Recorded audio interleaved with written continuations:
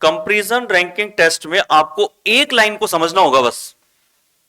आजकल विशेष रूप से एक लाइन आ रही है प्रश्नों के अंदर 2021-22 के बाद से कि ये व्यक्ति केवल इतने व्यक्तियों से छोटा है, ये व्यक्ति केवल इतने व्यक्तियों से अधिक है। तो इस लाइन का अर्थ समझ लें, कुल व्यक्ति वो बताता ही है कि कितने व्यक्तियों के अंदर ये व्यक्ति छोटा है या बड़ा है, जैसे 5 व्यक्तियों में या 6 व्यक्तियों में। ये कंपैरिजन की एक इमेज है कि कंपैरिजन किसी भी बेस पे हो सकता है, हाइट के आधार पे हो सकता है, वजन के आधार पे हो सकता है, जो रैंक आपने अंक प्राप्त किए उसके आधार पे कम ज्यादा हो सकते हैं। अगर मैं यहां पर किसी व्यक्ति के लिए यह कहूं कि 6 व्यक्तियों में, इन प्रश्नों में एक चीज विशेष ध्यान रखना, नंबर शुरू में डाल लेते हैं, जितने व्यक्ति हो ना उतने नंबर। और अगर मैं ये कहता हूं कि कोई व्यक्ति ऐसा है इन 6 में से जो केवल 2 व्यक्तियों से कम है,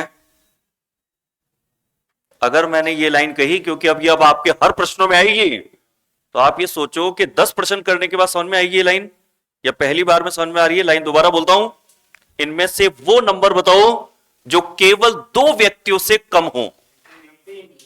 3 नंबर, बिल्कुल सही बात है। ऐसे ही आगे रखना, प्रश्न आएंगे ऐसे आगे हमारे पास। अगर वो कहता है कि कोई व्यक्ति केवल एक ही व्यक्ति से आगे है, केवल एक ही व्यक्ति से आगे है, तो 5 नंबर बिल्कुल सही होगा। 5 नंबर वाला व्यक्ति केवल कितने व्यक्ति से आगे है? केवल एक से आगे है। अगर प्रश्न थोड़ा सा घुमा के ऐसे गए, एक व्यक्ति ऐसा भी है जिससे अधिक अंक लाने वाले केवल 3 ही लोग हैं, 4 नंबर। 4 नंबर वाला जो व्यक्ति है उसके लिए ये कह सकते हैं कि उससे जो अधिक लोग हैं ना, उससे बड़े जो हैं वो कितने हैं टोटल? 3 हैं। तो वो हमें बाउंड करता है, आजकल के प्रश्नों में केवल शब्द का प्रयोग करता है, और ये प्रश्न आजकल आ रहे हैं। और इन प्रश्नों का जो बेस है, थीम है, वो शुरुआत में मैं यहां पर क्लियर कर चुका हूं, क्योंकि अब क्वेश्चन पढ़ेंगे तो वहां जल्दी जल्दी चीजें समझेंगे हम। तो अब आते हैं क्वेश्चन पर। क्वेश्चन में आए तो केवल वाले ये जो प्रश्न है अभी के, इनके अंदर इस क्वेश्चन से स्टार्ट करते हैं अपन, यहां से। यहां पर 6 व्यक्ति हैं, तो इस प्रश्न को अगर आसानी से हल करना है ना, तो इसका तरीका है कि 6 व्यक्ति हैं तो 6 नंबर डाल दो आप। 6 नंबर आपने डाल दिए। 6 नंबर डालने के बाद में यहां पर ई को कहा गया कि ये केवल एल से छोटा है। मैंने आपसे पूछा था थोड़ी देर पहले, केवल 2 व्यक्तियों से छोटा है, केवल 3 से छोटा है। यहां तो ई जो है ना, वो केवल किससे छोटा है? केवल एक ही व्यक्ति से छोटा हो तो कितने नंबर पे? 2 नंबर पे। अगर केवल एक ही से कम है तो 2 नंबर पे होता है। जैसे अगर आप क्लास में रैंक देख करके कहें कि मैं पूरी क्लास में केवल रवि से हूं पीछे, तो आप अपनी रैंक कितनी बता रहे हैं? 2nd number. अगर आप कहते हैं कि पूरी क्लास में केवल रवि से पीछे हूं, तो आप 2nd नंबर कह रहे हो। वैसे ही ई भी है ना, ये केवल किससे है छोटा? एल से। तो यहां ई को 2nd नंबर पे लिखेंगे, क्योंकि ये केवल 1 से छोटा है। 1 से छोटा हो तो 2 पे, 2 से छोटा हो तो 3 पे, 3 से छोटा हो तो 4 पे। तो यहां पर तो ई हो गया, और ये छोटा है केवल एल से, तो शुरू के 2 पे जम गए। इसके बाद प्रश्न कहता है केवल एक व्यक्ति ऐसा है जो सी से छोटा मिलेगा। तो सी को कहां रखें जहां से केवल एक ही व्यक्ति छोटा दिखना चाहिए? तो 5 नंबर। यहां सी रखोगे तो यहां से छोटा केवल एक ही व्यक्ति है। इसके बाद कहता है कि के डी से छोटा है किंतु एम से लंबा है। के की जगह इन तीनों में से ऐसी होनी चाहिए कि ये जो के है ना, ये के डी से तो छोटा हो। के को डी से तो पीछे रख दिया छोटा, और ये भी है कि ये के डी से होना चाहिए छोटा, किंतु ये जो के है ये एम से क्या दिखना चाहिए? लंबा दिखना चाहिए। के की स्थिति डी से तो छोटा किंतु एम से लंबा, ये 3 का क्रम। तो 4 पे किसकी स्थिति रखोगे? के की, ठीक है ना। और लगातार तीनों की डी के एम की स्थिति ऐसी हो जाएगी, डी के, और ये स्थिति हो गई एम। इस तरीके से 6 व्यक्तियों का क्रम बना, और क्रम बनने के बाद क्वेश्चन था कि उनमें से कितने व्यक्ति हैं जो के से छोटे हैं। फिर तो के से छोटे व्यक्तियों की संख्या कितनी हो गई? 2 हो गई। एक और क्वेश्चन से समझते हैं। कम से कम 5, 7, 8, 9 जितने क्वेश्चन करते चलेंगे चीजें क्लियर हो जाएंगी। उसके बाद में घर पे जाकर के आपने अगर इसके 10 से 12 क्वेश्चन निकाल लिए तो ये पॉइंट आज के आज ही क्लियर हो जाएगा आपके। और क्लियर इस तरीके से नहीं, क्लियर इस तरीके से होगा कि लाइनें एक ही बार में पढ़ने में कि केवल इतने व्यक्तियों से कम है, इतने व्यक्तियों से ज्यादा है, एक ही बार में लाइनें क्लियर हो जाएगी। इस क्वेश्चन में सबसे पहले व्यक्तियों की संख्या 5 है तो 5 नंबर डाल लो।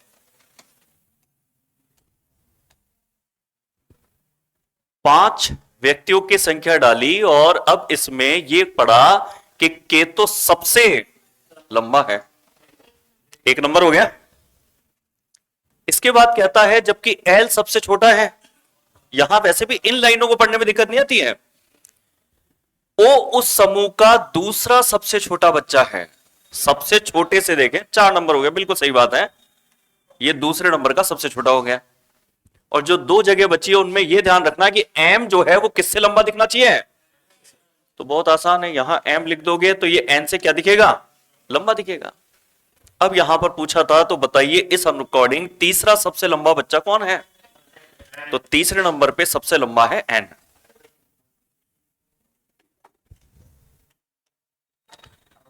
इसके बाद इस वाले क्वेश्चन पे आते हैं। इसमें है 7 धावक एथलीट जिनका कंपैरिजन बताया गया। और ऐसे प्रश्नों में ध्यान रखना कि सबसे पहले वो लाइन बनाते हैं जिसमें केवल हो, या सबसे पीछे सबसे आगे ऐसे गए, इन लाइनों को लास्ट में फिल करते हैं कि भाई ये व्यक्ति तो आगे रहना चाहिए मगर इससे पीछे रहना चाहिए। तो लास्ट में जो 3 जगह बचेगी ना वहां पर इन तीनों को सेट करेंगे। मगर इन प्रश्नों को आसान करने की ट्रिक कह लो चाहे कुछ भी कहो, आसानी से हल करना है तो यहां व्यक्तियों की संख्या लिख करके यहां उतने ही व्यक्तियों को बना दो बस, तब तो प्रश्न बिल्कुल सही ट्रैक पे चलेगा। 7 व्यक्ति हैं, 7 नंबर डाल दो। 7 नंबर डालने के बाद में आपको जो लाइन सबसे पहले पढ़नी चाहिए इसमें वो पढ़नी चाहिए ये वाली लाइन कि जो डी है ना, ये डी केवल 2 धावकों से ही आगे होना चाहिए। डी को ऐसी जगह रखो कि केवल 2 से आगे दिखना चाहिए। तो केवल 2 से आगे दिखे तो बताओ डी को कहां रखें, 5 नंबर पे। 5 नंबर पे अगर आप डी को रख दोगे तो आप नोटिस करो ये डी कितने लोगों से आगे हो गया, 2 से। यही शर्त थी उसकी कि डी केवल 2 से ही आगे दिखना चाहिए। बाकी कोई भी जगह आप लोगे तो वो 2 की जगह 3 या 4 से अधिक हो जाएगा। आगे की लाइन आते हैं जो सबसे आसान है, इसको कोई गलत नहीं बनाता है। जी सबसे पीछे दौड़ रहा है, ये लाइन तो बिल्कुल ही आसान होती है, ये जी की जगह हो गई यहां पे। इसके बाद कहता है कि सी जो है ना केवल 2 धावकों से पीछे है। सी की स्थिति केवल 2 से ही पीछे होनी चाहिए, 3 नंबर पे। बस ये केवल वाली लाइन है जिसके जितनी जल्दी समझ में आएगी ना कि एक बार पढ़ा और पढ़ते आ गई, बस वही इस चैप्टर का इंपॉर्टेंस है। आपकी स्पीड तेज इससे ही होगी, एक्यूरेसी इससे बढ़ेगी। आगे फिर इसने कहा कि एफ जो है ना वो पहले स्थान पर नहीं है।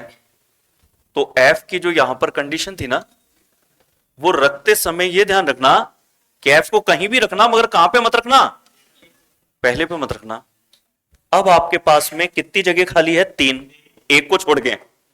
और 3 जगह जो खाली है उनके लिए ये लाइन अभी तक हमने छोड़ी हुई है, बनाई नहीं इन तीनों को। तो इन तीनों को हम बनाएं कि इनके स्थान आपस में कैसे आगे पीछे रहेंगे। तो आगे पीछे के लिए कहता है ई ए से तो आगे रहेगा, तो ई ए से आगे रहेगा। इधर बनाता हूं, देखो ई को बनाना है ए से तो आगे, और ई ए से तो आगे रहेगा किंतु किससे पीछे होगा। ये सही स्थिति है ना कि ई की स्थिति आगे तो ए से है और एफ से पीछे है। अब एफ के बाद ये दोनों आ जाएं तो फिर एफ को अगर 2 पे स्टार्ट करोगे तो एफ के पीछे 2 जगह खाली है। इन दोनों जगह पर एफ के पीछे कौन कौन आ जाएंगे, ई और ए। ये हो गया एफ, ये हो गया ई, और ये बची हुई जगह में हो गया ए। और जो भी एक जगह बची उसमें एक बचा हुआ नाम होगा, कोई सा बी बचा इसके अंदर, तो बचा हुआ जो नाम बी है वो इस जगह पर होगा। और प्रश्न ये था इसमें कि पीछे से देखने पर चौथे स्थान पर दौड़ रहा है कौन। तो चौथे नंबर पे पीछे से गिनेंगे तो 1 2 3 4 गिनते हैं तो ये अपने को मिल जाता है इसके अंदर ए। इस तरह के प्रश्न रेगुलर एग्जाम में आ रहे हैं और इसकी प्रैक्टिस कल से आपको जो डेली टेस्ट वाला पेपर होता है उसमें ये क्वेश्चन भरपूर मिलने वाले हैं कल की क्लास में 70-80% कि आज पढ़ा और कल ही टेस्ट इसका। इसके बाद में एक और प्रश्न ये उठाया कि भाई मान लो किसी के मान लें 4 क्वेश्चन से भी इतना क्लियर नहीं हो रहा तो और 5वां लेंगे, छठा ले लेंगे, 7वां ले लेंगे, कल 7-8 और ले लेंगे। 6 दोस्त हैं तो 6 नंबर डाल दो क्योंकि अब क्वेश्चन टफ नहीं होगा अगर नंबर डाल के करेंगे। केवल 2 दोस्त हैं जिनकी लंबाई डी से अधिक है कि डी को ऐसी जगह लिखना कि डी से अधिक गिनने पर केवल कितने दोस्त आने चाहिए? 2। 3 पर बिल्कुल सही जगह होगी। यहां डी को लिखोगे तो डी से अधिक कितने लोग हैं? केवल 2 ही लोग हैं। इसके बाद गए तो फिर कंडीशन दी केवल 4 ही दोस्त होने चाहिए जिनकी लंबाई किससे कम हो? जेड से कम। तो 2 नंबर जेड के लिए उपयुक्त है क्योंकि जेड से कम अब केवल कितने लोग हैं? 4 है। यही शर्त है उसकी, केवल 4 ही कम दिखने चाहिए जेड से। फिर इसके बाद गए, फिर उसने कहा कि जो के ना इसकी लंबाई अधिक है जेड से, तो 1 नंबर हो गया। जेड से अधिक यदि के है तो ये यहां पे लिख दिया अपन ने। इसके बाद में कहता है लंबाई के घटता हुआ क्रम देखेंगे ना अपन, तो उसमें एफ का क्रम ई के बाद आना चाहिए। घटता क्रम ऐसे है, ये सबसे बड़ा है, फिर ये घट रहा है क्रम, तो इस घटते हुए क्रम में देखेंगे तो जो एफ का क्रम है ये एफ का क्रम किसके बाद आएगा? जगह कितनी बच रही है? 3 बच रही है, मगर अभी एक लाइन भी तो और बच रही है। ए सभी दोस्तों में सबसे छोटा है, जैसे ये पढ़ लेंगे तो 2 ही जगह बचेगी और बची हुई 2 जगह तो अपने को पता ही है फिर किस तरीके से रखनी है। तो ए सभी दोस्तों में सबसे छोटा है, ये यहां पे आ गया और अब इसके अंदर ई और एफ जो बचे हुए थे वो यहां पे आ जाएंगे। कि कईयों को तो कंफर्म करा देता है कि ये सबसे छोटा है, ये केवल इतने व्यक्तियों से अधिक है, केवल इतने व्यक्तियों से कम है, और कुछ जगह कंफर्म नहीं करता, वो कहता है बची हुई जगह में उनको इस तरीके से रखना। ये इसका फिक्स पैटर्न है। अब प्रश्न था कि सभी दोस्तों में दूसरे नंबर का सबसे लंबा कौन है, तो सबसे लंबे में दूसरे नंबर का लेंगे तो दूसरे नंबर का कौन हो गया? जेड हो गया। अब ये एक ही तरह के बहुत सारे क्वेश्चन हमने कर लिए। अब थोड़ा सा क्वेश्चन चेंज लेते हैं, तो एक क्वेश्चन ये वाला था। अधिकतर क्वेश्चनों में सब में ये आता है कि सबकी लंबाई अलग अलग है, सबका वजन अलग अलग है, सबके अंक अलग अलग हैं, मगर इस प्रश्न में नहीं कहा। इसलिए नहीं कहा क्योंकि ये अलग अलग की जगह बराबर भी बताएगा इसके अंदर। किस लाइन के थ्रू? यहां पे एक लाइन है सूर्य के बारे में, और इस लाइन को पढ़ेंगे तो पता लगेगा कि यहां पर लंबाई ना तो अधिक है, कहता है सूर्य की लंबाई ना तो राहुल से अधिक होगी और नहीं कम होगी। अब अगर ज्यादा भी नहीं है कम भी नहीं है तो कंपैरिजन टोटल 3 ही होते हैं, अधिक, ज्यादा और अधिक, कम और बराबर। अब यदि अधिक भी नहीं है कम भी नहीं है तो क्या बचेगा? बराबर, यानी कि सूर्य और राहुल की लंबाई तो बराबर है। तो इस प्रश्न में क्या करते हैं अपन? ऐसा करते हैं 5 अलग नंबर तो डाल नहीं सकते क्योंकि अलग अलग है ही नहीं। राहुल की लंबाई केवल 3 ही व्यक्तियों से कम है, 3 व्यक्तियों से कम बनाना है। ये 3 हो गए। 3 व्यक्तियों से लंबाई कम जिसकी है वो राहुल है, और सूर्य जो है इसकी लंबाई ना तो राहुल से अधिक है और ना ही राहुल से कम है। तो फिर अगर नहीं है अधिक और कम तो फिर बराबर होगी। बताओ ये बात क्लियर हो रही है कि नहीं हो रही है? हो गई, क्योंकि पिछले क्वेश्चन से इस क्वेश्चन में यही चीज नहीं थी और कुछ भी नहीं है इसमें। अब इसके बाद यहां पर कहता है कि कमल की लंबाई मोहन से अधिक लेकिन हार्दिक से कम है, और जो बचे हुए 3 व्यक्ति हैं ना उनका क्रम ऐसा होना चाहिए कि जो कमल है इस कमल की लंबाई किससे अधिक हो? मोहन से अधिक हो। ये मोहन से आगे बना दी, लेकिन कम किससे होनी चाहिए? हार्दिक से। हार्दिक से कम। इन तीनों को यहीं तीनों पे जमाएंगे 5 व्यक्तियों में, और तो कोई जगह भी नहीं है, यानी कि ये हार्दिक हो गया, हार्दिक के बाद में कमल हो गया, और लास्ट में ये तीनों के अंदर मोहन हो गया। तो ये जो 5 व्यक्तियों का कंपैरिजन है, इनमें क्वेश्चन ये था तो कितने व्यक्तियों की लंबाई सूर्य से अधिक होनी चाहिए, लेकिन हार्दिक से कम भी हो। सूर्या से तो अधिक, हार्दिक से कम, ऐसे दो लोग हैं कि तीन है? तो ऐसे दो लोग आएगा आंसर, क्योंकि ये कम नहीं है, क्योंकि इसने तो कहा था कि हार्दिक से कम और सूर्या से अधिक, सूर्या से अधिक निकल आएगा, ये बराबर है। सूर्या से अधिक वालों में ये नहीं होगा, तो ये दोनों होंगे, और ये दोनों हार्दिक से कम भी हैं, यही तो कहा था हमसे। तो दो लोग आएंगे, तीन नहीं आएंगे, दो आएंगे। तो यहां पर आंसर टिक करेंगे इसके अंदर 4 नंबर को। इससे और एक थोड़ा सा डिफरेंट क्वेश्चन लेते हैं इसके अंदर। डिफरेंट क्वेश्चन में एक लेते हैं ये वाला क्वेश्चन। इसमें ये डिफरेंट क्या, ये तो शायद लगभग सेम ही है। यहां पर व्यक्तियों की संख्या 3, 3, 6 और 7 है, तो 7 नंबर डाल दोगे।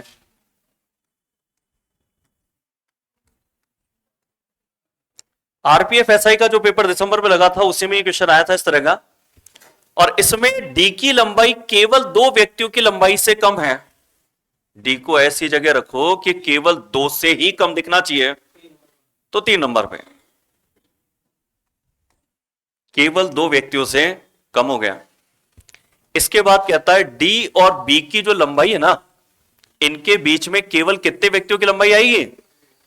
केवल 3 व्यक्तियों की लंबाई बीच में आएगी, डी के और बी के। तो डी तो यह है, बी कौन से नंबर पे होगा? 7 पे, क्योंकि कितने लोग बीच में चाहिए? तो इधर तो 3 पॉसिबल ही नहीं है ना, उधर ही जाना पड़ेगा। 3 बीच में लेंगे तो बी यहां पे आएगा। बताओ क्लियर हो रहा है नहीं हो रहा? क्लियर है। आगे बढ़ते हैं। केवल 2 व्यक्तियों की लंबाई ओ की लंबाई से अधिक होनी चाहिए। अब यहां पर एक कंफ्यूजन आएगा आपके, केवल 2 व्यक्तियों की लंबाई ओ से अधिक हो तो क्या ओ को यहां लिखें? तो यहां तो डी बैठा है, क्योंकि डी के लिए भी ये कहा था कि डी केवल 2 व्यक्तियों से कम है। तो अब मैं इसके लिए एक चीज बताता हूं आपको, जब भी अगर ये लाइन आ जाए तो इसमें आगे पढ़ना, जैसे इसने ये लाइन और बोली आगे, तो आपकी चीज क्लियर होगी कि केवल 2 व्यक्ति ऐसे हैं। इसको अलग से बना के दिखाता हूं, देखो ये क्वेश्चन अलग है, मैंने इसलिए स्लाइड में लिया, आज लिया इसको मैंने। ये क्वेश्चन इससे पहले एसएससी एमटीएस के पेपर में 2022 में आया था, उसके बाद 2024 में उस पेपर से डाला इसको। वो क्वेश्चन भी दिखाऊंगा अभी मैं आपको, बीच में इस तरह का क्वेश्चन नहीं आया था। अब लाइन को ध्यान से पढ़ना, केवल 2 व्यक्तियों की लंबाई ओ से अधिक है, तो ये जैसे ओ है, ओ से अधिक 2 लोग हैं। अब आगे की लाइन पढ़ते आपके समझ में आएगा वो क्या कहता है। केवल 2 व्यक्तियों की जो लंबाई ओ से अधिक है ना, लेकिन एन की लंबाई से क्या है? कम है। कि जो 2 व्यक्ति हैं वो ओ से तो है अधिक, लेकिन एन से क्या है उनकी लंबाई? कम। अब कैसे बनाओगे? ओ से तो अधिक है इन 2 व्यक्तियों की, लेकिन इन दोनों की किससे कम है? एन से कम। अब बताओ ओ आपको स्टार्टिंग से 2 नंबर पे, सॉरी 3 नंबर पे दिख रहा है क्या? अब नहीं, अब स्टार्टिंग से देखो आप। तो जब भी अगर ऐसा कह दे कि केवल इतने व्यक्तियों से अधिक के बाद उन व्यक्तियों को कम बता दे, तो फिर उस लाइन को अलग से बनाना, क्योंकि वहां पर फिर ये वाली बाउंडेशन काम नहीं करती है। इसको हम लास्ट में फिल करेंगे बची हुई जगह में। अब आगे ये भी कहता है केवल m की जो लंबाई है वो n की लंबाई से अधिक है। m को बनाते समय ध्यान रखना कि m की लंबाई किससे अधिक बोली? n से। m आए n आए, 2 जगह पर कोई व्यक्ति बिठा देना, फिर o बिठा देना। और इसके बाद कहता है t की लंबाई l की लंबाई से अधिक है। t और l अभी जुड़ेंगे नहीं, मगर अलग से लिख लेते हैं कि t की लंबाई l से अधिक है। अब जो हम चाह रहे हैं m n के बाद 2 खाली जगह और फिर o आ जाए, तो वो जगह m और n की लगातार कौन सी होगी? क्या m और n को यहां लिख करके 2 खाली छोड़ के o आ सकता है क्या? नहीं आ सकता, क्योंकि यहां अगर m n लिखोगे तो 2 खाली छोड़ करके तो व्यक्ति 8 हो जाएंगे। 8 तो है ही नहीं। फिर ये m और n को लिखे कहां पे? 1 और 2 पे, इसके अलावा कहीं नहीं लिख सकते अपन। तो m को और n को इस जगह लिख करके और फिर 2 खाली जगह छोड़ दें, और फिर किसको लिख दें? और ये जो 2 खाली जगह बीच में बची इनमें किसको लिखेंगे? t और l को। ये क्वेश्चन मैंने कल ही उठाया क्योंकि मुझे पसंद आया कि ये क्वेश्चन ऐसा है जो बहुत जनों का गलत होता है। केवल 33% ने इस क्वेश्चन को राइट किया था, क्योंकि क्वेश्चन लेवल का है। ऐसा क्वेश्चन प्रीवियस ईयर पेपर में भी स्टूडेंट ढूंढते हैं तो मिलता नहीं है, मगर क्योंकि मैं बहुत टाइम से केवल रीजनिंग की एनालिसिस करता हूं तो मैंने एक क्वेश्चन पाया था 2022 में भी, मगर उस समय पर वो क्वेश्चन आया, मगर वो क्वेश्चन दोबारा कभी रिपीट नहीं हो रहा था, तो वो क्वेश्चन क्लासेस में भी ज्यादा महत्वपूर्ण नहीं रखा गया। मगर आपके पीवाईक्यू किताब में अभी भी है, क्वेश्चन नंबर शायद 4 होगा वो, और मैं यहां डिस्प्ले भी कर देता हूं कि ये क्वेश्चन जहां से उठाया गया ना, ये वहां से था। और यहां केवल वाली जो लाइन है ना, वो पढ़ने में कंफ्यूज करती है। जैसे अभी हमने क्या पढ़ा था, यहां पर केवल 2 व्यक्तियों की लंबाई ओ की लंबाई से अधिक है। जब इतना सा पढ़ते हैं ना, तो क्या लगता है कि अगर ओ से अधिक केवल 2 ही है, तो हमें लगता है कि ओ यहां होना चाहिए। मगर पूरी लाइन पढ़ी तो उसने क्या कहा, 2 व्यक्ति ओ से तो अधिक हैं, मगर ये दोनों व्यक्ति किससे भी कम हैं, एन से। जब पूरी लाइन पढ़ोगे तो क्लियर होगा कि जगह आपकी ये नहीं होगी, जगह आपकी इस तरीके से एन के बाद 2 व्यक्ति या कितने व्यक्ति थे उस तरीके से ओ रखेंगे अपन। जैसे यहां पे था कि एन के बाद 2 व्यक्ति खाली छोड़ के फिर ओ लिखना है हमें। अब जो बात आ रही है कि भाई इस क्वेश्चन की स्टार्टिंग कहां से देखी गई थी, तो इस क्वेश्चन की स्टार्टिंग देखी गई थी 2022 का एक एसएससी का पेपर हुआ था, वहां पे इसको देखा गया था।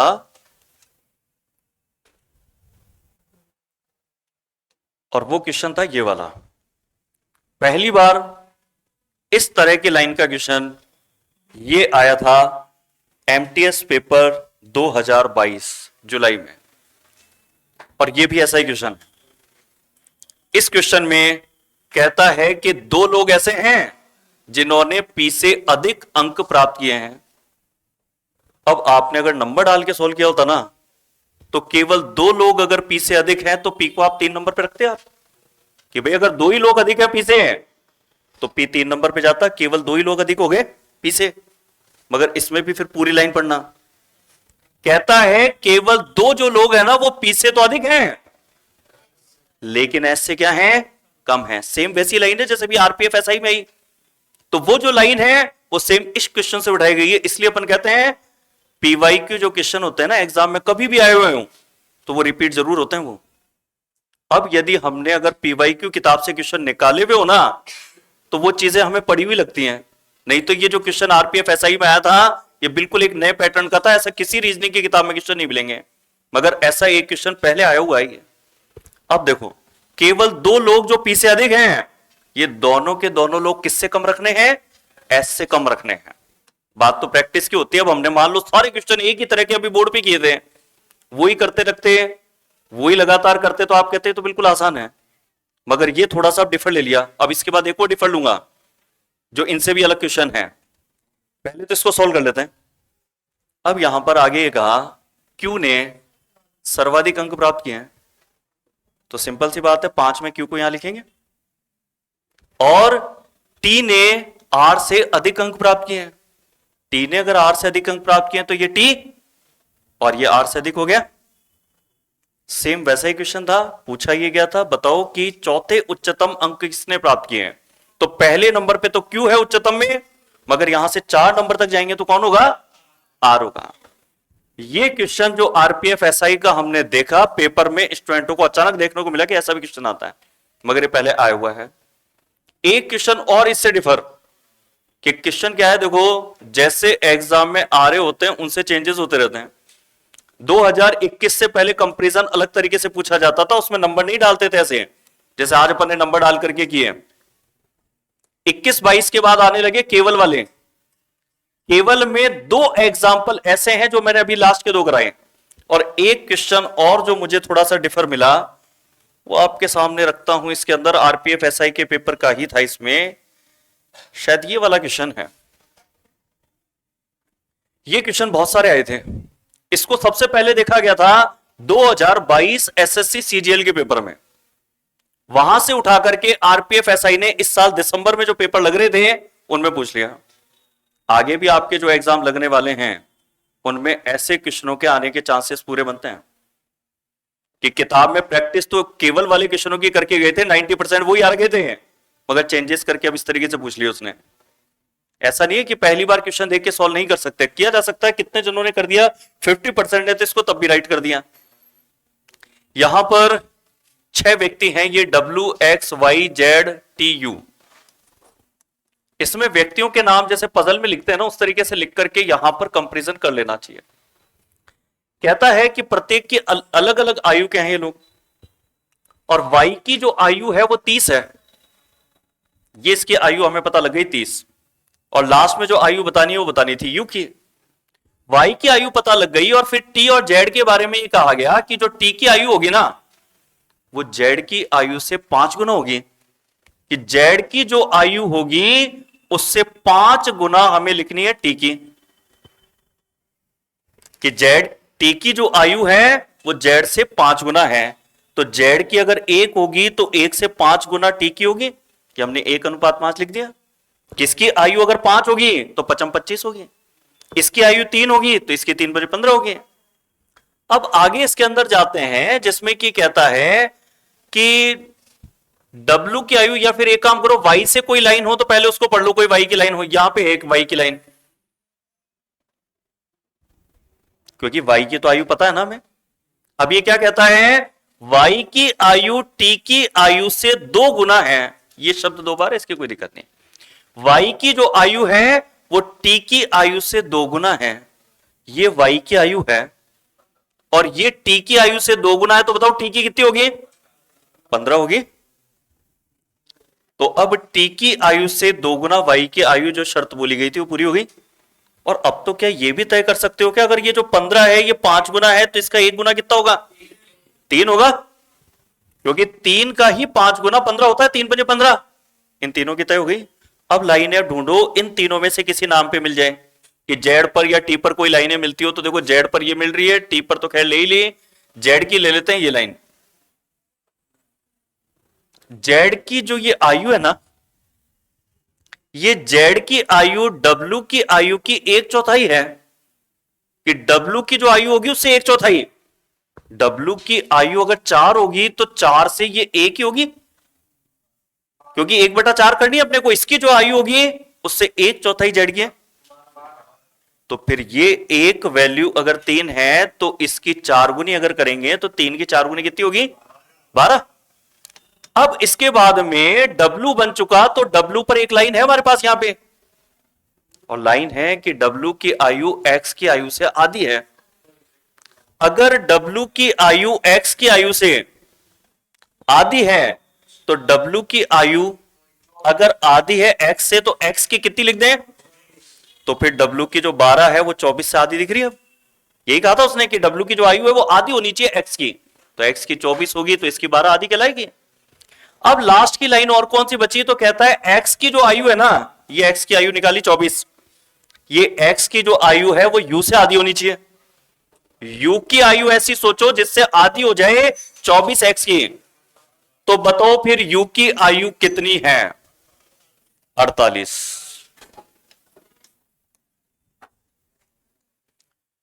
इस तरह का क्वेश्चन भी देखा गया था हमारे।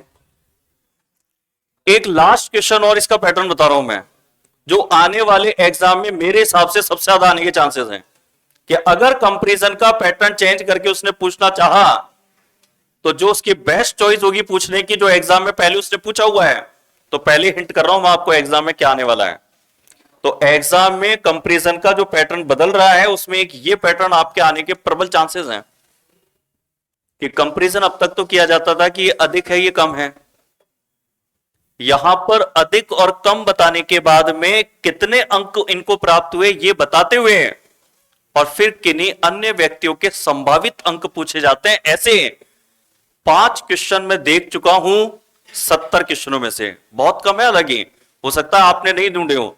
मेरा तो दिन भर का काम है कि क्वेश्चन को मैं क्लासिफाइड करता रहता हूं, 2-3 किताबों में मेरा काम चल रहा है इस वजह से, तो मुझे पूरी जानकारी रहती है। तो ऐसे क्वेश्चन मैं देख चुका हूं 5, और मुझे ऐसा लगता है कि एग्जामिनर इन क्वेश्चन को जरूर पूछेगा अब आगे। तो इस क्वेश्चन को कैसे सोल्व करते हैं? जब भी केवल शब्द के बाद अगर कंपैरिजन होता है तो जितने व्यक्ति हैं, जैसे 6, तो 6 नंबर डाल देंगे अपन। 6 नंबर डालने के बाद में यहां पर यह कहता है कि जो सी है ना, सी को केवल ए व ई से ही अधिक अंक मिले हैं। सी को केवल 2 ही व्यक्तियों से ज्यादा है, तो 4 नंबर हो जाएगा। क्योंकि 4 नंबर पे अगर सी को लिखोगे तो ये केवल कितने व्यक्तियों से अधिक हो गया? 2 से। और उन दोनों व्यक्तियों के नाम क्या है? ए और ई। मगर इसको लिखना ऐसे, क्योंकि अभी ए और ई में से कंपैरिजन किसका कम ज्यादा ये तो नहीं पता। तो अभी तक जो लाइन पढ़ी पहली लाइन, उससे तो ये बनेगा। इसके बाद कहता है कि जो डी है ना, इसको केवल बी से कम अंक मिले हैं। अगर डी को केवल 1 से कम, तो जो भी 1 से ही कम होता है वो हमेशा सेकंड नंबर पे होता है। कि मैं कक्षा में केवल इससे ही पीछे हूं तो वो सेकंड नंबर पे होगा। ये डी हो गया केवल बी से कम।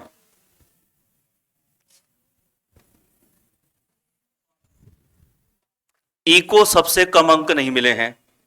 अगर ई सबसे कम नहीं है तो सबसे कम तो कौन हो जाएगा? और ये वाली जगह पर ई फाइनल हो जाएगा फिर।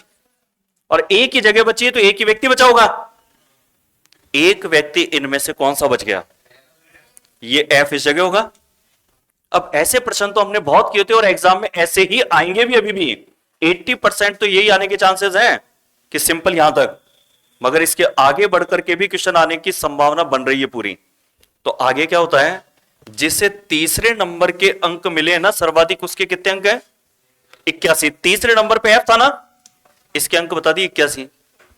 और ई को 62 अंक मिले हैं। ये जो 5 नंबर पे ई था, इसके अंक 62 हैं। अब प्रश्न वो क्या पूछता है नए तरीके से जो आ रहा है, तो बताओ सी के अंक निम्नलिखित उत्तर में से क्या होंगे? तो सी के जो अंक होंगे वो 62 से तो ज्यादा और 81 से कम।